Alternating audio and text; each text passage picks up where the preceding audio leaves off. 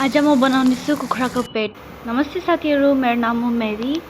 पहिला कराई तातिनु दिने, त्यसको बादमा ओइल ढाल्दिने। ओइल भी अलिक गरम भएपछि कुखुराको पेट ढाल्दिने।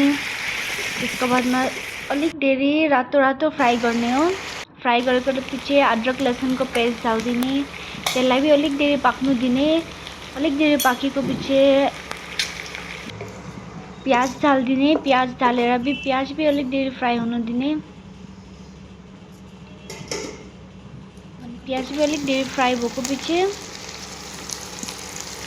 साथीहरु, तपाईहरु कुखुराको पेटलाई के भन्नुहुन्छ? म त पेटी भन्छु, मलाई थाहा छैन अरु नाम त यसको।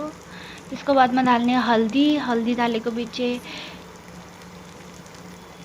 निमक ढाल्ने। निमक ढालेर फेरि मसला ढाल्ने, रेड चिली ढाल्ने। त्यसलाई भी अलिक देरी पकाउने। अनि साथीहरु, तपाईहरु कस्तो स्टाइलले पकाएर खानुहुन्छ यो पेटलाई मलाई भिडियो बनाएर टेग गर्नु ल साथीहरु। अनि त्यसको बादमा यसलाई भी अलिक देरी पकाउने हो। अलिक देरी पकाएर अलिक पाक्नु दिने। त्यसको बादमा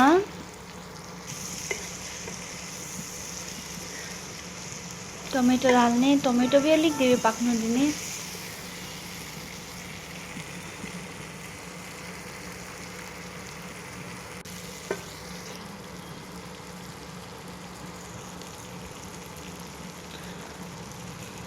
टमेटो ढालेपछि अलिक देरी ढाकेर पकाउने। त्यसको बादमा पाकेपछि